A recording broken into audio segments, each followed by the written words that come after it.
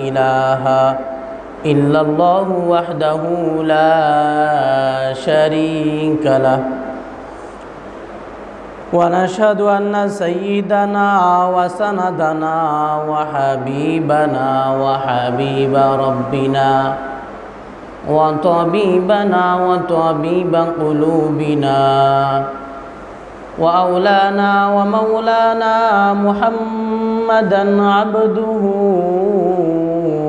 ورسوله صلى الله عليه وعلى آله وأصحابه وبارك وسلم أما بعد فقد قال الله سبحانه وتعالى في كلامه المجيد والفرقانه الحميد أعوذ بالله من الشيطان الرجيم بسم الله الرحمن الرحيم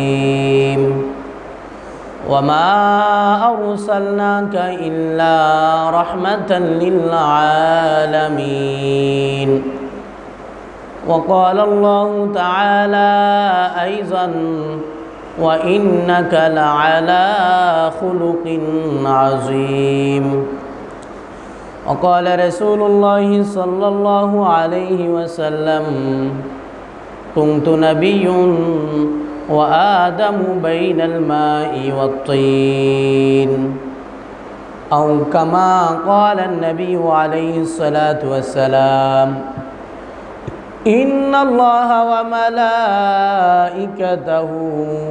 يصلون على النبي يا أيها الذين آمنوا صلوا عليه وسلموا تسليما اللهم صل على سيدنا مولانا محمد وعلى آل سيدنا مولانا محمد اللهم صل على سيدنا مولانا محمد وعلى آل سيدنا مولانا محمد بلغ العلا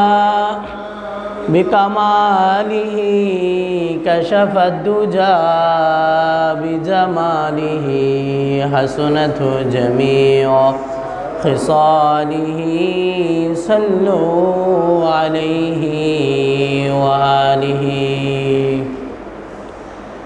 আলহামদুলিল্লাহ মহান আল্লাহ পাক রব্বুল আলামিনের দরবারে শুকরিয়া আদায় করছি যিনি আমাদেরকে আজকের এই পবিত্র জুমার দিনে জুমার নামাজ আদায় করার জন্য জামিয়া মসজিদে একত্রিত হওয়ার তৌফিক দান করেছেন, আসার তৌফিক দান করেছেন এবং কোরআন ও হাদিস থেকে কিছু আলোচনা বলার ও শোনার তৌফিক দান করেছেন। এজন্য আমরা মহান আল্লাহ পাক রব্বুল আলামিনের দরবারে কালিমাতে শুকর আদায় করছি আলহামদুলিল্লাহ। আজকের আমাদের আলোচনার বিষয়বস্তু হচ্ছে রাসূলুল্লাহ সাল্লাল্লাহু আলাইহি ওয়াসাল্লামের নবুয়ত প্রাপ্তি এবং রাসূলুল্লাহ সাল্লাল্লাহু আলাইহি ওয়াসাল্লামের মক্কা জীবন। ইনশাআল্লাহ আমরা সময়ের পরিসরে রাসূলের নবুয়তের ব্যাপারে, নবুয়ত প্রাপ্তির সেই সময়ের ঘটনাবলী এবং রাসূলের জীবনে, মক্কা জীবনে ঘটে যাওয়া ঘটনাগুলো নিয়ে আলোচনা করব। যে কথাগুলো বলা হবে আল্লাহ রাব্বুল আলামিন আমাদের সেই কথাগুলো মনোযোগ দিয়ে শুনে এর থেকে শিক্ষা অর্জন করার তৌফিক দান করেন, সবাই বলি আমিন। রাসূল আরবি সাল্লাল্লাহু আলাইহি ওয়াসাল্লাম যখন তিনি দুনিয়াতে আসছেন সেই সময় থেকে নিয়ে আমাদের নবীজির নবুয়ত প্রাপ্তির আগ সময় পর্যন্ত এই 40টা বছর, এই সময়টাকে বলা হয় আইয়ামে জাহিলিয়াত। কি বলা হয়? আইয়ামে জাহিলিয়াত বলা হয়। আইয়াম এটা হচ্ছে ইয়াউমুন শব্দের বহু বচন। ইয়াউমুন শব্দ অর্থ হচ্ছে দিন, আবার সময়ও বোঝায়। কথা বুঝে আসছে তো? অর্থাৎ সময়ের একটা অংশ। তো এই সময়টাকে বলা হয় আইয়ামে জাহিলিয়াত, মানে হচ্ছে বর্বরতার সময়, অজ্ঞতার যুগ, এরপর অন্ধকার যুগ। আমরা যদি রাসূলুল্লাহ সাল্লাল্লাহু আলাইহি সাল্লামের জন্মের সেই সময় আরব উপদ্বীপ, যেটাকে বলা হয় জাজিরাতুল আরব, এই আরবের অবস্থা আমরা যদি খেয়াল করি, ইতিহাস নিয়ে আলোচনা করি, সেই সময়টা খুবই নাজুক সময় ছিল। মানুষদের মাঝে মনুষ্যত্ব বলতে কিছুই ছিল না, যে মানবতাবোধ এগুলো মানুষের মাঝে ছিল না। ঝগড়াঝাঁটি, মারামারি, কাটাকাটি, রক্তারক্তি, হ্যাঁ, এরপরে অশ্লীলতা, বেহায়াপনা, নির্লজ্জতা, সুদ, ঘুষ, জুয়া খেলা, মদ পান করা, অর্থাৎ যত ধরনের। এরপরে রয়েছে শিরিক, কুফর, মূর্তি পূজা, জড়বাদী। এই অবস্থাটা ছিল সেই সময়তে, রসুলের নবুয়ত লাভ করার আগ পর্যন্ত। এই সময়টাতে মানুষদের মাঝে এমন অবস্থা ছিল, সব মানুষ, কিছু মানুষ ব্যতীত সবাই মূর্তি পূজাতে ছিল। বিভিন্ন ধরনের পূজা, শুধু যে মূর্তি পূজা এমন নয়, বিভিন্ন ধরনের পূজায় এবং যত ধরনের বিশৃঙ্খলা, অরাজকতায় তারা লিপ্ত ছিল। আর আরবের সেই সময়ে রাসূলুল্লাহর নবুয়ত প্রাপ্তির আগ সময়, হ্যাঁ, এই সময়ে আরবের মাঝে 3 থেকে 4 শ্রেণীর লোকের বসবাস ছিল। কয় শ্রেণীর? 3 শ্রেণী অথবা 4 শ্রেণীর লোকের বসবাস ছিল। এক হচ্ছে ইয়াহুদি সম্প্রদায়, এরপর দ্বিতীয় হচ্ছে খ্রিস্টান সম্প্রদায়। তো এদেরকে একসাথে বলা হয় আহলে কিতাব, মানে এদের কাছে আল্লাহ তাআলা কিতাব দিয়েছিল। ইয়াহুদিরা হচ্ছে ঈসা আলাইহিস সালাতু ওয়াস সালামের আগের ধর্মের অনুসারীরা, হযরত মুসা আলাইহিস সালামের অনুসারী। এদের সময়ে, সমসাময়িক সময় অনেকজনই নবী রাসূল এসেছিল, অনেক নবী এসেছিল, অর্থাৎ মহল্লা ভিত্তিক নবী ছিল। কীরকম নবী ছিল? মহল্লা ভিত্তিক, এক এক মহল্লার জন্য যেমন এক একটা গ্রাম, এক একটা জেলার জন্য, এরকম। অর্থাৎ আমাদের সময়ের পরিভাষা দিয়ে বুঝাচ্ছি আর কি। অনেকজন নবী ছিল। তো ইয়াহুদিরা তারাও বাড়াবাড়ি করছে, তারা তাদের নবীদেরকে, হযরত জাকারিয়া আলাইহিস সালামকে তারা এরকম হত্যা করেছিল, খুন করেছিল। ইয়াহইয়া আলাইহিস সালামকে তারা হত্যা করেছিল। এই এক শ্রেণীর ছিল লোক, এদের ধর্মটা রহিত হয়ে গেছে। এরপরে ছিল খ্রিস্টান সম্প্রদায়ের লোকেরা, যারা হযরত ঈসা আলাইহিস সালামের অনুসারী ছিল। তো তারা কালের পর্যায়ে, কালের পরিবর্তনে, সময়ের পরিবর্তনে এরাও একাত্মবাদ থেকে সরে গিয়েছিল। আল্লাহ যে একজন মাবুদ, এটার থেকে তারা সরে গিয়ে তারা তৃত্ববাদে বিশ্বাসী হয়েছিল। অর্থাৎ এক খোদায় বিশ্বাসী না, তারা 3 খোদায় বিশ্বাসী হয়ে গিয়েছিল। তারা আল্লাহকে মানত, হ্যাঁ, এরপরে হযরত ঈসা আলাইহিস সালামকে আর ঈসা আলাইহিস সালামের আম্মাজানকে, এই 3 জনকে তারা ইলাহ রূপে, খোদা রূপে, তাদের প্রভু রূপে তারা গ্রহণ করেছিল। তারাও শিরিক করেছিল। 2 শ্রেণী গেল। আরেকটা সম্প্রদায় ছিল পৌত্তলিক, জড়বাদীতে বিশ্বাসী এরা ছিল। এরা গাছের পূজা করত। কিসের পূজা? গাছের পূজা করত। চাঁদ, সূর্য, তারকা, এরপর হচ্ছে গ্রহর পূজা করত, পাহাড় পর্বতের পূজা করত, গুহার পূজা করত, অর্থাৎ ঘরত আর কি, পাহাড়ের গিরিপথ, গুহার পূজা করত, কূপের পূজা করত। এরা মনে করত যে এগুলোর উপাসনা করলেই এরা লাভবান হবে, উপকৃত হবে। এই ছিল পৌত্তলিক 3টা সম্প্রদায়। এরা সবাই ছিল মুশরিক। এরা সবাই কি ছিল? এরা মুশরিক ছিল সবাই। তবে আরবের সেই বিভীষিকাময় অবস্থাতেও এক শ্রেণীর লোক ছিল যারা শিরিক করতো না, যারা মূর্তি পূজা করতো না। একটা শ্রেণীর লোক ছিল, তাদেরকে বলা হয় হানিফ সম্প্রদায় বা হানাফি সম্প্রদায় বলা হয়। এই হানিফ বা হানাফি শব্দের শাব্দিক অর্থ হচ্ছে একনিষ্ঠ, একাগ্রচিত্র, ফিউর, মুক্ত। মানে এরা একনিষ্ঠভাবে এরা আল্লাহরই ইবাদত করতো, এরা শিরিক করতো না। এই হানিফ সম্প্রদায়ের লোকেরা ছিল। আর এদের মাঝে উল্লেখযোগ্য ব্যক্তি হচ্ছেন ওরাকা ইবনে নাওফেল, হযরতে খাদিজা রাদিয়াল্লাহু তাআলা আনহার তিনি ভাই ছিলেন, চাচাতো ভাই ছিলেন। এবার খাদিজা রাদিয়াল্লাহু তাআলা আনহা, তিনিও ইতিহাসের কিতাবে বলা হয়েছে তিনিও হানিফ সম্প্রদায়ের লোক ছিলেন। কথা বুঝে আসছে তো? এরপরে হচ্ছে হজরতে হামজা রাদিয়াল্লাহু তাআলা আনহুর ভাগ্নে হজরতে জায়েদ রাদিয়াল্লাহু, আব্দুল্লাহ ইবনে জাহাশ রাদিয়াল্লাহু আনহু, উমর রাদিয়াল্লাহু আনহুর চাচা হজরতে জায়েদ রাদিয়াল্লাহু আনহু, এরা ছিল সবাই হানিফ সম্প্রদায়ের লোক। অর্থাৎ এরা শিরিক করতো না। এরা কি করতো না? শিরিক করতো না। আমাদের নবীজি, তিনি নবী হওয়ার আগে কোন ধর্মের অনুসারী ছিলেন? এটা একটা প্রশ্ন জাগে না? নবী তো 40 বছর বয়সে নবী হয়েছে। কত বছর বয়সে নবী হয়েছে? 40 বছরের বয়সে নবী হয়েছে। এর আগে তিনি কোন ধর্মের অনুসারী ছিলেন? একটা প্রশ্ন জাগে না? এর আগে আমাদের নবীজি মিল্লাত ইব্রাহিম, অর্থাৎ ইব্রাহিম আলাইহিস সালাতু ওয়াস সালামের ধর্মের অনুসারী ছিলেন। সুবহানাল্লাহ বিহামদি। আর যারা হানিফ সম্প্রদায়ের লোক ছিল, এরাও ইব্রাহিম আলাইহিস সালাতু ওয়াস সালামের ধর্মের অনুসরণ করত। এই শ্রেণীর লোকেরা, এরা আরবের অন্যান্য লোকদের মতো এই মূর্তি পূজা, শিরিক, মদ পান করা, ঝগড়াঝাটি, মারামারি, কাটাকাটি, এরা এগুলাতে কিন্তু ছিল না। এরা মূর্তি পূজাতে সম্পৃক্ত হতো না। আমাদের নবীজি, তিনি নবী কখন ছিলেন এর ব্যাপারে একটা মন্তব্য হচ্ছে যে রাসূলুল্লাহ সাল্লাল্লাহু আলাইহি ওয়াসাল্লাম নিজে বলেছেন, যখন আদম আলাইহিস সালামকে সৃষ্টি করা হয় নাই তখন আমি নবী ছিলাম। আবার আমরা হাদিস থেকে যদি দেখি, তখন দেখা যায় যে রাসূলুল্লাহ সাল্লাল্লাহু আলাইহি ওয়াসাল্লাম 40 বছর বয়সে নবুয়ত প্রাপ্তি হয়েছেন। তো এখানে এর সমাধান কি? সমাধান হচ্ছে রাসূল সাল্লাল্লাহু আলাইহি ওয়াসাল্লাম 40 বছর বয়সের আগ পর্যন্ত আল্লাহর জেহানের মাঝে, আল্লাহর ইলমে তিনি নবী ছিলেন। তিনি তখন তাকে আল্লাহ তাআলা বিভিন্ন ধরনের অশ্লীলতা, অরাজকতা, মূর্তি পূজা, শিরিক, বিভিন্ন ধরনের গুনাহের কাজ থেকে আল্লাহ বিরত রেখেছেন। আর 40 বছর বয়সে তখন তিনি নবুয়তের যে একটা দায়িত্ব, রেসালাতের একটা দায়িত্ব, এই দায়িত্বটা আল্লাহ তাআলা তাকে দিয়েছেন। তাহলে বোঝা গেল এর মাঝে কোনো সমস্যা নাই। 40 বছর বয়স হওয়ার আগ পর্যন্ত তিনি আল্লাহর ইলমের মাঝে তিনি নবী ছিলেন। আর 40 বছর বয়স হওয়ার পরে, নবী হওয়ার পরে তখন আমরা জানেছি, তার সাহাবীরা জানছে, মক্কার আরবের মুশরিকরা সবাই জানছে যে তিনি নবী। কিন্তু এর আগে কেউ জানতো না যে মুহাম্মদ সাল্লাল্লাহু আলাইহি ওয়াসাল্লাম নবী। সবাই তাকে আলামিন বলে ডাকতো। কি বলে ডাকতো? আলামিন। এমনকি আলামিন নামটা রসুলের এতই প্রসিদ্ধ হয়ে গেছে, রসুলের নাম যে মুহাম্মদ, এটাও প্রায় অনেকে ভুলে গিয়েছে। মানে এটা ধামাচাপা, এটা একটা চাপা পড়ে গিয়েছিল যে রসুলের নাম একটা মুহাম্মদ আছে। সবাই এক নামে আলামিন বলে ডাকতো রসুলকে। তিনি বিশ্বাসী ছিলেন, তিনি সৎ ছিলেন, আদর্শবান ছিলেন, ন্যায়পরায়ণ ছিলেন।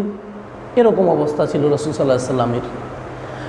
তো রাসূল সাল্লাল্লাহু আলাইহি সাল্লাম যখন নবুয়ত লাভ করবেন, ইতিহাসের কিতাবে বলা হয়েছে রাসূল সাল্লাল্লাহু আলাইহি সাল্লাম সেই সময় প্রতি বছর 1 মাসের জন্য রাসূলুল্লাহ হেরা গুহার মাঝে ধ্যানমগ্ন করতেন।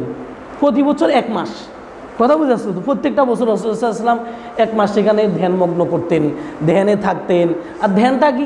ধ্যান শব্দ অর্থ হচ্ছে ধারণা করা, চিন্তা করা, ভাবনা করা, গবেষণা করা। রাসূল সাল্লাল্লাহু আলাইহি সাল্লাম তখনও মক্কার লোকদেরকে, আরবের লোকদেরকে কিভাবে এই যে খারাপ কাজগুলা থেকে, অশ্লীলতা থেকে, বেহায়াপনা থেকে কিভাবে ফিরানো যায়, রাসূল এই চিন্তায় মগ্ন থাকতেন। তো আমরা ইতিহাস যদি পর্যালোচনা করি, দেখা যায় আরবে সেই লোকেরা খারাপ ছিল। কি ছিল? দেখা যায় খারাপ ছিল। কিন্তু এই খারাপের মাঝেও তাদের মাঝে সভ্যতা ছিল। কি ছিল? খারাপের ভিতরেও ভালো থাকে। খারাপের ভিতরে কি থাকে? যেই লোকটা খারাপ তার মাঝেও ভালো গুণ থাকে। তার মাঝেও কি থাকে? যে লোকটা চোর, যে লোকটা চাঁদাবাজ, যেই লোকটা অন্যান্য গুনাহ করে, কবিরা গুনাহ করে, তো এই লোকের মাঝেও কিন্তু কিছু ভালো গুণ থাকে। খারাপ লোকের মাঝেও কি থাকে? ভালো গুণ থাকে। আরবের এই লোকরা, তারা যদিও খুন খারাপি করতো, তাদের মাঝেও কিছু ভালো গুণ ছিল। তার মাঝে একটা হচ্ছে তারা অতিথি পরায়ণ ছিল। তারা মেহমানদারি করতো। কি করতো? মেহমানদারি করতো। যেই ঘরে নারী লোক বসবাস করে সেই ঘরে অনুমতি ছাড়া তারা ঢুকতো না। কি করতো না? যে ঘরে মহিলা বসবাস করে, স্বামী স্ত্রী বসবাস করে, অর্থাৎ মহিলা থাকে, সেই ঘরে অনুমতি ছাড়া তারা ঢুকতো না। আরবের লোকদের মাঝে একটা সভ্যতা ছিল। এরপরে তাদের মাঝে কিন্তু শিক্ষা দীক্ষাও ছিল।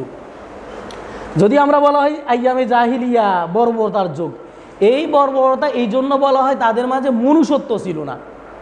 তাদের মাঝে বিদ্যা, বুদ্ধি, শিক্ষা দীক্ষা যে ছিল না এমন নয়। আরবের লোকেরা তখন আরবি চর্চার দিকে, সাহিত্য চর্চার দিকে, কাব্য অর্থাৎ কবিতা চর্চার দিকে তারা শ্রেষ্ঠ ছিল। তখন তাদের সভ্যতাকে, তাদের শিক্ষাকে ইউরোপের সাথে তুলনা করা হতো। আরবে প্রতি বছর একটা মেলা হতো, ওকাজ মেলা। এই ওকাজ মেলায় তখন কবিতা চর্চা হতো, আরবি চর্চা হতো। যাদের কবিতাগুলা বেশি গ্রহণযোগ্য হতো সেই কবিতাগুলোকে আরবের কাবার দেয়ালে ঝুলিয়ে রাখা হতো, যেটাকে বলা হয় সাবা মুআল্লাকাত। সাবুন মানে ৭, মুআল্লাকাত মানে ঝুলন্ত। এরকম ৭টা কবিতা, ৭টা চরণ আরবের কাবার দেয়ালে ঝুলিয়ে রাখা হতো। সুবহানাল্লাহ বিহামদি। তাহলে বোঝা গেছে তাদের মাঝেও তখন সভ্যতা ছিল, শিক্ষা দীক্ষা ছিল। অভাব ছিল সেটা হচ্ছে তাদের মাঝে মনুষ্যত্ব ছিল না, মানবিকতা তাদের মাঝে ছিল না। সে একটা সময় আমাদের নবীজি সাল্লাল্লাহু আলাইহি সাল্লাম নবুয়ত লাভ করেছেন। রাসূলুল্লাহ সাল্লাল্লাহু আলাইহি সাল্লাম প্রতি বছরই তিনি 1 মাসের জন্য এরকম হেরা গুহার মাঝে ধ্যানমগ্ন থাকতেন। ইতিহাসের কিতাব থেকে জানা যায় যখন রাসূল সাল্লাল্লাহু আলাইহি সাল্লামের উপর প্রথম ওহী নাজিল হবেন, স্বপ্ন, সেটা ছিল স্বপ্ন, সেটা ছিল কি স্বপ্নের মাধ্যমে, সত্য স্বপ্নের মাধ্যমে রাসূল সাল্লাল্লাহু আলাইহি সাল্লাম ওহীপ্রাপ্ত হয়েছেন। রাসূল স্বপ্নের মাঝে যা দেখতেন দিনের বেলায় দেখা যেত সেটা সত্যই পরিণত হয়েছে, যা স্বপ্নে দেখতেন তাই দেখা যেত বাস্তবে পরিলক্ষিত হয়েছে। আর সেই সময় থেকে রাসূলের মাঝে একা থাকা, নির্জনে থাকার একটা অনুভূতি সৃষ্টি হয়েছে। এমনিতেই তো রাসূল সাল্লাল্লাহু আলাইহি সাল্লাম মানুষের সাথে, অর্থাৎ সেই সময় তো মানুষরাই অন্যায় কাজের মাঝে বেশি লিপ্ত থাকতো, রাসূল সাল্লাল্লাহু আলাইহি সাল্লাম এদের সাথে এত বেশি মিশতেন না। রাসূল সাল্লাল্লাহু আলাইহি সাল্লাম কীভাবে সবাইকে ভালো করা যায় সেই ধ্যানে ছিল। তো রাসূল সাল্লাল্লাহু আলাইহি সাল্লাম একা থাকার জন্য, নির্জন থাকাটা রাসূলের কাছে বেশি প্রিয় হয়ে গিয়েছিল, হাদিস থেকে, বুখারীর হাদিস থেকে যেটা জানা যায়। এরপরে যখন রাসূলের বয়স 40 বছর উপনীত হয়েছে 610 খ্রিস্টাব্দ, অর্থাৎ ইংরেজি হিসাব, তখন কিন্তু ইংরেজি হিসাবটা প্রচলিত ছিল। কি হিসাব প্রচলিত ছিল? ইংরেজি হিসাবটা বেশি প্রচলিত ছিল, কারণ তখন হিজরি আসেও নাই। হিজরি তো হয়েছে রাসূল সাল্লাল্লাহু আলাইহি সাল্লামের হিজরতের পরে, কিন্তু আরবি হিসাবটা ছিল, হিজরিটাই কিন্তু আরবি হিসাব, আরবি হিসাবটা ছিল। তবে প্রচার প্রসার ছিল খ্রিস্টীয় হিসাব, খ্রিস্টাব্দ যেটাকে বলা হয়। তো 610 খ্রিস্টাব্দ, রাসূলের বয়স 40 বছর উপনীত হয়েছে। রমজান মাসের 27 তারিখ, 27শে রমজান, রাসূল আরবি সাল্লাল্লাহু আলাইহি সাল্লাম হেরা গুহার মাঝে তখন রাসূল ধ্যানমগ্ন ছিলেন। কোথায় ধ্যানমগ্ন ছিলেন? হেরা গুহার মাঝে। হেরা পাহাড়ের গুহা মানে হচ্ছে একটা গর্ত। এখানে রাসূল সাল্লাল্লাহু আলাইহি সাল্লাম প্রতি বছরই 1 মাসের জন্য ধ্যানমগ্ন থাকতেন, সময় দিতেন রাসূল সাল্লাল্লাহু আলাইহি সাল্লাম এখানে। তো রাসূল আরবি সাল্লাল্লাহু আলাইহি সাল্লাম সেই সময় ওহীপ্রাপ্ত হয়েছেন। রাসূল দেখলেন যে একজন লোক, অর্থাৎ হযরত জিবরাইল আলাইহিস সালাম রাসূলের কাছে তাশরিফ নিয়ে আসলেন। এসে রাসূলকে বললেন ইকরা। রাসূলকে কি বললেন? ইকরা মানে আপনি পড়েন। কোরআনে সূরা আলাকের 5টা আয়াত, লিখিত আয়াত নিয়ে এসেছিলেন। কীরকম এসেছিলেন? লিখিত আয়াত। ইতিহাসের কিতাব পর্যালোচনা করলে দেখা যায়, হাদিসের কিতাব, যে জিবরাইল আলাইহিস সালাম রাসূলকে আয়াতগুলো দেখাইয়া বলছেন যে আপনি পড়েন। যদি না দেখাইয়া বলেন আপনি পড়েন, তাহলে কি পড়বো? প্রশ্ন একটা জাগে যে কি পড়বে। রাসূল ছিলেন, রাসূল পড়তে পারতেন। রাসূল কি করতে পারতেন? পড়তেন। পড়াইয়া দিলে পড়তে পারতেন, বলে দিলে বলতে পারতেন, কিন্তু অক্ষর জ্ঞান ছিল না রাসূলের। রাসূলের কি ছিল না? অক্ষর জ্ঞান, বর্ণ জ্ঞান ছিলেন না। অর্থাৎ বই পুস্তক থেকে দেখে দেখে যে পড়া, সেই জ্ঞানটা তখন রাসূলের ছিল না, কিন্তু পড়াইয়া দিলে রাসূল পড়তে পারতেন। তো জিবরাইল আলাইহিস সালাম রাসূল সাল্লাল্লাহু আলাইহি সাল্লামকে যখন কোরআনের এই আয়াতগুলো যখন রাসূলের সামনে উপস্থাপন করেছিলেন, দেখাইছিলেন, এগুলো দেখাইয়া বলছেন যে আপনি পড়েন। রাসূল বলছেন যে মা আনা বিকারি, আমি তো পাঠক নই, আমি তো পড়তে পারি না। কোনো আয়াতে আছে রাসূল বলছেন যে লাস্তু আনা বিকারি। লাস্তু আনা আর মা আনা বিকারি উভয় কথা একই। রাসূল বলছেন যে আমি পড়তে জানি না, অর্থাৎ আমি বই থেকে দেখে দেখে পড়ার সেই আমার অভিজ্ঞতা নাই। জিবরাইল আলাইহিস সালাম তখন রাসূলকে প্রথমে বুকের সাথে একটা চাপা দিলেন, সজোরে একটা চাপা দিলেন, চাপা দিয়ে রাসূলকে ছেড়ে দিলেন। এরপর আবার বলছেন ইকরা, আপনি পড়েন। অর্থাৎ আরবিতে বললেন যে আপনি পড়েন। রাসূল বললেন যে আমি পড়তে পারি না, মা আনাবি করে, আমি পড়তে পারি না। আবারও চাপা দিলেন, দ্বিতীয়বার চাপা দিয়ে আবার রাসূলকে বললেন যে আপনি পড়েন। এই রাসূলকে বুকের সাথে চাপার ব্যাপারে কোনো রায়তে বলা হয়েছে 2 বার, কোনো রায়তে বলা হয়েছে 3 বার, কোনো বর্ণনায়। আর ইতিহাসের ক্ষেত্রে আমরা যে ইখতিলাফগুলো দেখি, কথা বুঝে আসছে? এর মূল কারণ হয়েছে রসুলের যুগে ইতিহাস নিয়ে এত ঘাটাঘাটি করা হইতো না। কি হইতো না? ইতিহাস নিয়ে ঘাটাঘাটি করা হতো না। তখন বই পুস্তকেরও প্রচলন ছিল না। রসুলের যুগে যখন কোরআন নাজিল হয়েছে তখনও কোরআন কিন্তু কাগজের পাতায় লেখা হয়নি, বইয়ের পাতায় লেখা হয়নি, কাষ্ঠখণ্ডে লেখা হইতো, পাথরের মাঝে খোদাই করে লেখা হতো, এরপরে পশুর চামড়ার মাঝে লেখা হইতো। কথা বুঝেছো তো? কোরআন তখন সংরক্ষণ করা হইতো। তখন কি সংরক্ষণ করা হইতো? শুধু কোরআন, স্রেফ কোরআনটা সংরক্ষণ করা হইতো, কিন্তু হাদিস তেমন সংরক্ষণ করা হইতো না। অর্থাৎ হাদিসটা সবার মুখে মুখে ছিল, সবার জেহানে ছিল, একজন থেকে একজন শুনতো, জানতো। তো যার কারণে দেখা যায় ইতিহাসের ব্যাপারে বিভিন্ন ধরনের ইখতিলাফ থাকে। তো ইতিহাসের ব্যাপারে ইখতিলাফ থাকলে এটা কিন্তু আমাদের শরীয়ত নয়। এটা আমাদের কি নয়? এটা আমাদের কি নয়? রাসূল সাল্লাল্লাহু আলাইহি ওয়াসাল্লাম নবী হওয়ার আগ পর্যন্ত যে ঘটনা, এটা আমাদের শরীয়ত নয়। এখানে ইখতিলাফ থাকাটাই স্বাভাবিক, না থাকলেও কোনো সমস্যা নাই, থাকলেও কোনো সমস্যা নাই। এটা আমাদের জন্য দিন নয়, আমাদের জন্য কি নয়? দিন নয়। রাসূল সাল্লাল্লাহু আলাইহি ওয়াসাল্লাম নবী হওয়ার পরের থেকে যেই সময়টা, সেটা আমাদের জন্য দিন। আর সেই সময়টার কথাই বেশি কোরআনে উল্লেখ করা হয়েছে, মিলাদুন নবী। অর্থাৎ রাসূল নবী হওয়ার আগ পর্যন্ত এই যে সময়টা, এটাকে এক হিসাবে মিলাদুন নবী ধরা হয়। এটার ব্যাপারে কোরআনে এত উল্লেখ নেই, কোরআনে এত বেশি উল্লেখ নেই, উল্লেখ নাই বললেই চলে সরাসরি। আল্লাহ বলছেন যে আমি লাকাদ জাআকুম রাসূলুম মিন আনফুসিকুম, অবশ্যই তোমাদের মধ্য থেকে, তোমাদের মানব জাতির মধ্য থেকে, তোমাদের বংশের মধ্য থেকে তোমাদের মাঝে একজন নবী এসেছেন। সেই নবী কখন এসেছে, কিভাবে এসেছে, তার বংশ কি, তার মর্যাদা কি, এগুলো কোরআনে স্পষ্ট ভাষায় নেই, হাদিসে আছে। কিসে আছে? হাদিসে। তো এটার ব্যাপারে কিছু ইখতিলাফ থাকতেই পারে। অনেকেই মন্তব্য করে, বলে থাকে, এই কি দু একদিন আগে একজনের সাথে কথা বলা হয়েছে যে রাসূল সাল্লাল্লাহু আলাইহি ওয়াসাল্লাম কবে নবী হয়েছেন। একটা প্রসিদ্ধ মত হচ্ছে 12ই রবিউল আউয়াল। কি? 12ই রবিউল আউয়াল। তবে এটা যদিও প্রসিদ্ধ হয়ে গেছে, এটা কি হয়ে গেছে? প্রসিদ্ধ, লোক মুখে, মানুষের মুখে, কিন্তু এটার ব্যাপারে অনেক বর্ণনা আছে। কারো মতে রাসূল সাল্লাল্লাহু আলাইহি ওয়াসাল্লাম 8 তারিখে, কারো মতে 10 তারিখে, কারো মতে 12 তারিখে, কারো মতে মাসেরও ভিন্নতা রয়েছে। তবে রবিউল আউয়াল মাসে রসুলের জন্ম হয়েছে, এটার ব্যাপারে অনেকে ঐক্যমত, এবং সোমবারে জন্ম হয়েছে এটার ব্যাপারে ঐক্যমত। দিন তারিখের ব্যাপারে ইখতিলাফ থাকতেই পারে, কারণ হচ্ছে যে যেভাবে শুনেছে সে সেভাবে বর্ণনা করেছে। যাই হোক, রাসূলুল্লাহ সাল্লাল্লাহু আলাইহি ওয়াসাল্লামকে এরপরে তৃতীয়বার আবার জিবরাইল আলাইহিস সালাম বুকে চাপা দিয়ে বললেন যে ইকরা বিসমি রাব্বিকাল্লাযী খালাক। হে রাসূল, আপনি পড়েন আপনার প্রভুর নামে, যিনি আপনাকে সৃষ্টি করেছেন, যিনি সমগ্র দুনিয়া সৃষ্টি করেছেন, দুনিয়া সব কিছু সৃষ্টি করেছেন। খালাকাল ইনসানা মিন আলাক। আপনি আপনার রবের নামে পড়েন, যিনি রক্তপিণ্ড থেকে, রক্তের চাকা থেকে মানুষকে সৃষ্টি করেছেন। সুবহানাল্লাহি ওয়া বিহামদিহি। মানুষকে আল্লাহ কিসের থেকে সৃষ্টি করেছেন? রক্তের চাকা থেকে। মানুষ যখন অস্তিত্বহীন ছিল, কিছুই ছিল না, না পাক বস্তু থেকে মানুষকে আল্লাহ তাআলা সৃষ্টি করেছেন। বীর্য, সেটা না পাক, আবার রক্তও না পাক। রক্ত কি? না পাক। রক্ত থেকে আল্লাহ তাআলা, রক্তের পিণ্ড থেকে, মানে টুকরা থেকে, চাকা থেকে আল্লাহ তাআলা সৃষ্টি করেছেন। ইকরা ওয়া রাব্বুকাল আকরাম। হে রাসূল, আপনি আপনার রবের নামে পড়েন, যিনি পরম দয়ালু, অতি দয়ালু, দয়াবান। আল্লাযী আল্লামা বিল কালাম। আপনি আপনার রবের নামে পড়েন, যিনি কলমের মাধ্যমে লোকদেরকে শিখাইয়েছেন। খালাকা আল্লামাল ইনসানা মা লাম ইয়ালাম। যিনি মানুষদেরকে এমনও কিছু শিখাইছেন যখন মানুষ কিছুই জানতো না। মা লাম ইয়ালাম, মানুষ কিছুই জানতো না, মানুষের কোনো জ্ঞানই ছিল না, মানুষ এক সময় একদম জ্ঞান বুদ্ধিহীন ছিল। সুবহানাল্লাহি ওয়া বিহামদিহি। তাহলে এই 5টা আয়াত রাসূলের উপর প্রথম নাজিল হয়েছে। কথা বুঝে আসছে তো?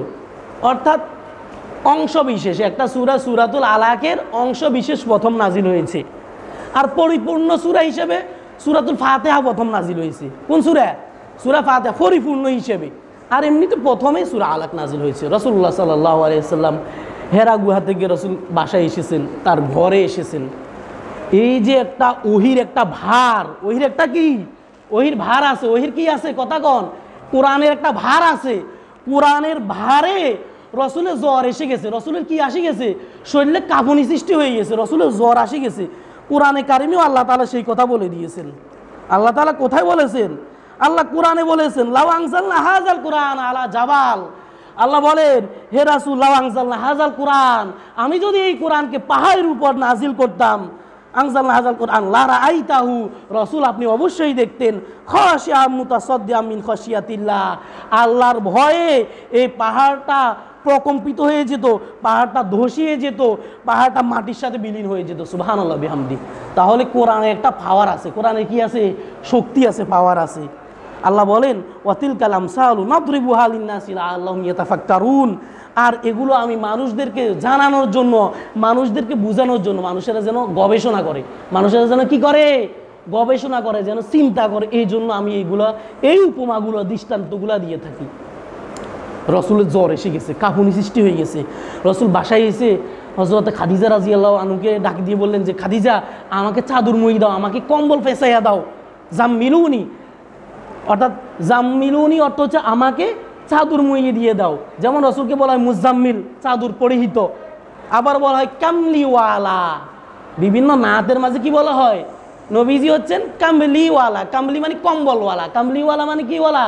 কম্বলওয়ালা, মানে চাদরওয়ালা, চাদর পরিহিত, চাদর আবৃত ব্যক্তি। রসুল বললেন যে, খাদিজা, আমাকে চাদর দিয়ে মুই দাও, আমার খুব শঙ্কাবোধ হচ্ছে, আমার খুব ভয় হচ্ছে, আমার মনে হচ্ছে যে আমি মারা যাব। আমার ভয় হচ্ছে কি? আমার মনে হচ্ছে যে আমি মারা যাব, আমার এই জীবনের ব্যাপার, আমার এরকম আতঙ্ক অবস্থা হচ্ছে। তখন হযরত খাদিজা রাদিয়াল্লাহু আনহা রসুলকে বললেন যে, রসুল কি হয়েছে, আমাকে খুলে বলেন। তখন রসুল অবস্থাটা সবগুলো খুলে বললেন। রসুল কি করলেন? সব কিছু খুলে বললেন। হযরত খাদিজা রাদিয়াল্লাহু তাআলা আনহা ওরাকা ইবনে নাওফেলের কাছে গোপনে একবার যাই দেখা করছে, যে বললো যে এমনি এমনি এই অবস্থা, মুহাম্মদ সাল্লাল্লাহু আলাইহি ওয়াসাল্লাম, মুহাম্মদ আমার স্বামী মুহাম্মদ, তিনি এরকম বলতেছেন যে তিনি একজন লোককে দেখেছিলেন। হাজার নাকুস, নাকুস বলা হয় মানে ফেরেস্তা। হাদিসের কিতাবের মাঝে নাকুস শব্দটা ব্যবহার হয়েছে।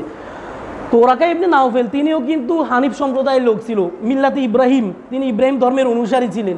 তিনি ইনজিল কিতাব লিখতেন সুরিয়ানি ভাষায়। আবার বলা হয়েছে যে তিনি শেষ সময়ে খ্রিস্ট ধর্ম গ্রহণ করেছিলেন। আর তার ইসলাম ধর্মের ব্যাপারে ইখতিলাফ আছে। কোনো বর্ণনায় আছে যে তিনি ইসলাম ধর্ম গ্রহণ করেছেন আলী রাদিয়াল্লাহু আনহুর পরে ওরাকা ইবনে নাওফেল ইসলাম ধর্ম গ্রহণ করেছেন। আর কেউ বলেন যে তিনি ইসলাম ধর্ম গ্রহণ করেননি। যাই হোক, তিনি ইসলাম গ্রহণ করুক বা না করুক, সেটা আল্লাহর জেহানে আছে। কার জেহানে আছে? কিছু কিছু ব্যাপারে আল্লাহর উপর ছাড়িয়ে দিতে হয়, কিছু কিছু ব্যাপারে কার উপর ছাড়িয়ে দিতে হয়?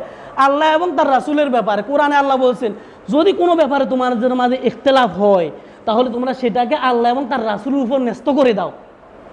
তার জন্য তোমরা দোয়া করবে নাকি তাকে অভিশাপ দিবে, সেই ব্যাপারে চুপ থাকা জরুরি। কথা বুঝে আসছে তো? তোর ওরাকা ইবনে নাওফেলকে দিয়ে যখন বলল, তিনি বললেন যে এ তো হচ্ছে সেই ফেরেশতা যে হযরত ঈসা আলাইহিস সালামের কাছে আসছে। আমার খুবই ইচ্ছা হয়, আমার ধারণা, আমার ইয়কিন পয়দা হচ্ছে, অর্থাৎ তিনি নিশ্চিত, আমি এই ব্যাপারে নিশ্চিত হচ্ছি যে তিনি হচ্ছেন মুহাম্মদ সাল্লাল্লাহু আলাইহি ওয়াসাল্লাম, তিনি হবেন নবী। তো এরপরে খাদিজা রাদিয়াল্লাহু আনহা বাসায় ফিরে আসলেন। তিনি এসে রাসূলুল্লাহ সাল্লাল্লাহু আলাইহি ওয়াসাল্লামকে বিভিন্ন ধরনের সান্ত্বনা দিচ্ছেন যে, ইয়া রাসূলুল্লাহ, আপনি তো হচ্ছেন ন্যায়পরায়ণ লোক, আপনি তো প্রতিবেশীর খবর রাখেন, আপনি তো এতিমদের খবর রাখেন, এতিমদের কাজে আপনি সাহায্য করেন, আপনি অসহায় যারা দুঃখ দুর্দশায় জর্জরিত, আপনি তো তাদের পাশে থাকেন, আপনি তো তাদের সাহায্য করেন। কাল্লা, এটা তো কখনো হতে পারে না যে আল্লাহ তাআলা আপনাকে এরকম লজ্জিত করবেন বা লাঞ্ছিত করবেন বা অপদস্থ করবেন, এমনটা হতেই পারে না। কথা বুঝে আসছে তো? তো রাসূলুল্লাহ সাল্লাল্লাহু আলাইহি সাল্লাম এরপরে কিছু সান্ত্বনা বোধ করলেন, সান্ত্বনা পেলেন, তিনি তার অন্তর থেকে ভয়ভীতি চলে গেলেন।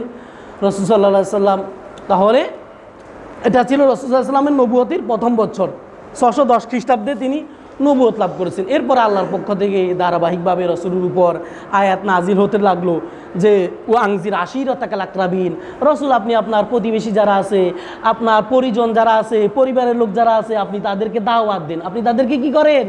ধর্মের কথা বলেন। আপনি যে শিখছেন এলেমটা, এটা নিজের মাঝে ধরে রাখিয়েন না। আপনার তো দাওয়াত, আপনার কাজ হচ্ছে রিসালাত পৌঁছিয়ে দেওয়া। রাসূল সাল্লাল্লাহু আলাইহি ওয়াসাল্লাম প্রথম 3 বছর গোপনে দাওয়াত দিয়েছেন। নবী হওয়ার পরে প্রথম 3 বছর কি করছেন? গোপনে দাওয়াত দিতেন। 610 খ্রিস্টাব্দ, 11 খ্রিস্টাব্দ, 12 খ্রিস্টাব্দ পর্যন্ত তিনি গোপনে দাওয়াত দিয়েছেন। প্রথম নিজের পরিবারের লোককে দাওয়াত দিয়েছেন, হযরত খাদিজা রাদিয়াল্লাহু আনহাকে দাওয়াত দিয়েছেন, তিনি প্রথম ইসলাম গ্রহণ করেছেন। মুসলমান নারীদের, বৃদ্ধ বয়স্ক নারীদের মধ্যে তিনি প্রথম মহিলা। এরপরে নিজের আত্মীয় স্বজনের মাঝে দাওয়াত দিয়েছেন। হযরত আলী রাদিয়াল্লাহু আনহু ইসলাম ধর্ম গ্রহণ করেছেন, 10 বছর বয়স তখন তার। এরপরে তার বন্ধু বান্ধবদের মাঝে, তৃতীয় পর্যায়ে বন্ধু বান্ধবদের মাঝে তিনি দাওয়াত দিতে লাগলেন। হযরত আবু বকর রাদিয়াল্লাহু আনহুকে তিনি দাওয়াত দিয়েছেন।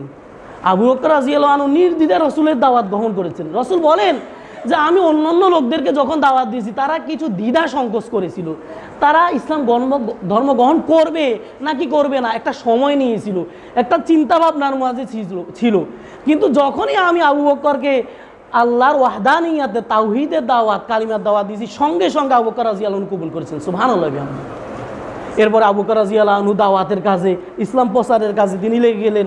তার দাওয়াত হযরত ওসমান রাদিয়াল্লাহু আনহু ইসলাম ধর্ম গ্রহণ করেছেন, হযরত জুবাইর রাদিয়াল্লাহু আনহু ইসলাম ধর্ম গ্রহণ করেছেন, হযরত তালহা রাদিয়াল্লাহু তাআলা আনহু ইসলাম ধর্ম গ্রহণ করেছেন। এভাবে পর্যায়ক্রমে আস্তে আস্তে মুসলমানদের ঢল বাড়ি হচ্ছে, মুসলমান বাড়ি হচ্ছে। রাসূল সাল্লাল্লাহু আলাইহি ওয়াসাল্লামের যখন নবুয়ত প্রাপ্তি 3 বছর অতিক্রম হয়েছে, 4র্থ বছরে যখন পদার্পণ করেছেন 614 খ্রিস্টাব্দ, তখন রসুলের উপর আল্লাহ তাআলা আয়াত নাজিল করেছেন, রসুল আপনি প্রকাশ্যে ইসলামের দাওয়াত দিন। অর্থাৎ তার নবুয়তের 3য় বছরের শেষের দিকে এবং 4র্থ বছর নবুয়তের তিনি প্রকাশ্যে দাওয়াত দিতে লাগলেন। ইয়া আইয়ুহাল মুদ্দাসসির কুম ফানজির ওয়া রাব্বাকা ফাকাব্বির, হে চাদর পরিহিত লোক, ইয়া আইয়ুহাল মুদ্দাসসির কুম আপনি দাঁড়িয়ে যান, ফানজির লোকদেরকে সতর্ক করতে থাকেন, ওয়া রাব্বাকা ফাকাব্বির আপনার রবের বড়ত্বের ঘোষণা দিতে থাকেন। অর্থাৎ প্রকাশ্যে মানুষদের মাঝে ইসলামের ঘোষণা দিয়ে দেন। রাসূল সাল্লাল্লাহু আলাইহি ওয়াসাল্লাম প্রকাশ্যে ইসলামের ঘোষণা দিতে লাগলেন। তখন কবে থেকে? নবুয়তের 4র্থ বছর থেকে আরবের মাঝে প্রকাশ্যে। এই তখন থেকেই যারা রসুলের নিজের লোক, এতদিন যারা রসুলকে আলামিন বলে ডাকতো, রসুলকে বুকে জড়িয়ে ধরতো, এই লোকেরা তখন থেকেই রসুলের বিরোধিতা করা শুরু করে দিল। কারণ তাদের স্বার্থের মাঝে আঘাত লাগতেছে। যারা যে এতদিন মূর্তি পূজা করতো এখন আর মূর্তি পূজা করতে পারতেছে না, রসুল তাদের মূর্তি পূজার ক্ষেত্রে প্রতিবন্ধক হয়ে দাঁড়ালো। তারা রসুলকে বিভিন্ন ভাবে রসুলকে বাধা দেওয়ার চেষ্টা করলো। প্রথমে রসুলকে লোভ দেখালো যে আপনি যদি চান আমরা আপনাদেরকে আরবের ধনী বানিয়ে দেব, আপনি যা চান তা দিব, সুন্দরী নারী দিব, আপনাকে গাড়ি দিব, বাড়ি দিব, যা দরকার তা দিব। রসুল বললেন যদি আকাশের চাঁদ তারা চন্দ্র সূর্য আমার হাতে যদি এনে দাও, তারপরে আমি আল্লাহর দ্বীনের দাওয়াত থেকে আমি এক কদমও সরব না। সুবহানাল্লাহ বিহামদিহি। এরপরে রসুলের পিছনে দেখা গেল এটাতেও কোনো কাজ হলো না, পিছে রসুলের ব্যাপারে সমালোচনা করতে লাগলো। রসুলকে পাগল বলল, রসুলকে গণক বলল, রসুলকে এরপরে কবি সাহিত্যিক, অর্থাৎ রসুলকে বিভিন্ন ধরনের তোহমত দিতে লাগলো। যেমন আল্লাহ তাআলা কোরআনে বলেছেন ওয়ামা সাহিবুকুম বিমাজনুন, তোমাদের সাথী তোমাদের সঙ্গী যিনি তিনি পাগল নয়। এরপরে আল্লাহ কোরআনে আরও জায়গায় বলেছেন ওয়ামা হুয়া বিকাউলি কাহিন ক্বালিলাম মা তাযাক্কারুন ওয়ামা হুয়া বিকাউলি শায়ের, তিনি কোনো কবি নয় যে বানাইয়ে কবিতা যেভাবে মনে চায় সেইভাবে ছন্দ মিলাইয়ে কবিতা বানাইয়ে তিনি বলবেন, এটা নবীর শানের খেলাফ। এরপরে তিনি কোনো গণক নয়। তারা বিভিন্ন ধরনের ষড়যন্ত্র করতে লাগলো। এরপরে নবুয়তের 4র্থ বছর থেকে তিনি এরকম ইসলাম প্রচার করতে লাগলেন। রসুলের নবুয়তের 5ম বছর 615 খ্রিস্টাব্দে হযরত ওসমান রাদিয়াল্লাহু আনহু এরপরে তাকে তার পরিবার পরিজন সহ রাসূলুল্লাহ সাল্লাল্লাহু আলাইহি ওয়াসাল্লাম তাদেরকে আবিসিনিয়ায় হিজরতে পাঠাইছেন। মানে আফ্রিকায়, কোথায়? হাবশায়, মানে আফ্রিকা একই দেশ, ওই জায়গার কিছু ভাগ আছে না, প্রদেশ বিভিন্ন জায়গা আছে। তো আফ্রিকাতে হযরত ওসমান রাদিয়াল্লাহু আনহু পরিবারের মহিলা সদস্য ছিল 4 জন এবং পুরুষ সদস্য ছিল 11 জন। তাদেরকে রাসূলুল্লাহ সাল্লাল্লাহু আলাইহি ওয়াসাল্লাম হিজরতে পাঠাইলেন। এরপরে গেল নবুয়তের 6ষ্ঠ বছর 616 খ্রিস্টাব্দ, হজরতে উমর রাদিয়াল্লাহু আনহু তিনি ইসলাম ধর্ম গ্রহণ করেছেন। হজরত উমর রাদিয়াল্লাহু আনহু ইসলাম ধর্ম গ্রহণ করার আগ পর্যন্ত রাসূলুল্লাহ সাল্লাল্লাহু আলাইহি ওয়াসাল্লাম দারুল আরকামে হজরতে আরকাম রাদিয়াল্লাহু আরকাম মুখাইজি তার বাড়ির পাশে, অর্থাৎ এটা সাফা পাহাড়ের একটা পাশে আর কি, এই জায়গাতে তিনি বসে দিনের দাওয়াত দিতেন সবাইকে। সেটা ছিল ইসলামের প্রথম কেন্দ্র, প্রচার কেন্দ্র, মাদ্রাসা যেটাকে বলা হয়, দারুল আরকাম। ওমর রাদিয়াল্লাহু আনহু ইসলাম ধর্ম গ্রহণ করার পর থেকে সবাই প্রকাশ্যে ইসলামের দাওয়াত দিল। হযরত ওমর রাদিয়াল্লাহু আনহু কীভাবে ইসলাম ধর্ম গ্রহণ করেছেন এটার ব্যাপারে অনেকগুলো কথা আছে, কারণ ইতিহাস বলতে গেলে অনেক সময় লাগে। ইতিহাস বলতে গেলে কি লাগে? অনেক সময় লাগে। রসুল তার জন্য দোয়া করেছিলেন আল্লাহ 2 উমরের একজনকে ইসলামের জন্য কবুল করেন, হয় উমরকে নয়তো আবু জাহেলকে। রসুল দোয়া করেছেন, আল্লাহ দোয়া কবুল করে নিয়েছেন, উমর রাদিয়াল্লাহু আনহুকে আল্লাহ কবুল করেছেন। এরপরে কি বলা হয়, আবু জাহেল একটা পরামর্শ সভায় দারুন দোয়া আর কি যেটাকে বলা হয়, সেখানে তারা এরকম পরামর্শ করেছিল। উমর হযরত রাসূল সাল্লাল্লাহু আলাইহি ওয়াসাল্লামকে মারার জন্য 100 উট প্রস্তাব করেছিল, 100 উট বকশিশ দিবে, তাকে উপহার দিবে, 1000 এরপরে রূপার মুদ্রা তাকে দিবেন। উমর রাদিয়াল্লাহু আনহু তৈরি হয়ে গিয়েছিল। এরপর পর্যায়ক্রমে তিনি কিন্তু এটা করতে পারলেন না। কী করলেন না? রসুলকে মারলেন না।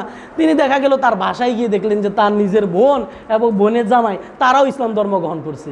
সুবহানাল্লাহ বিহামদি। তার বোন ফাতেমা এবং বোনের জামাই ভগ্নিপতি সাঈদ তিনি ইসলাম ধর্ম গ্রহণ করে ফেলছেন। উমর রাদিয়াল্লাহু আনহু যখন রসুলের দরবারে গেলেন, হযরত হামজা রাদিয়াল্লাহু আনহু বলতেছেন যে উমর যেখানে আছো সেখানেই থাকো, যদি ভালো হয়, যদি ইসলাম ধর্ম গ্রহণ করো তাহলে তো ভালো, আর নয়তো সাথে যে খোলা তরবারি নিয়ে আসছো এই খোলা তরবারি দিয়ে তোমার মাথাটা আলগা করে দেওয়া হবে, তোমার গর্দানটা উড়িয়ে দেওয়া হবে। উমর রাদিয়াল্লাহু আনহু রসুলের দরবারে আসছে। আসার পরে রসুল বলতেছে, উমর আর কত অপেক্ষা করবা, আর কত বিরোধিতা করবা, আর কত? তোমার কি মনে চায় না জান্নাতে যাওয়ার জন্য? তোমার কি মনে চায় না ইসলাম ধর্ম গ্রহণ করার জন্য?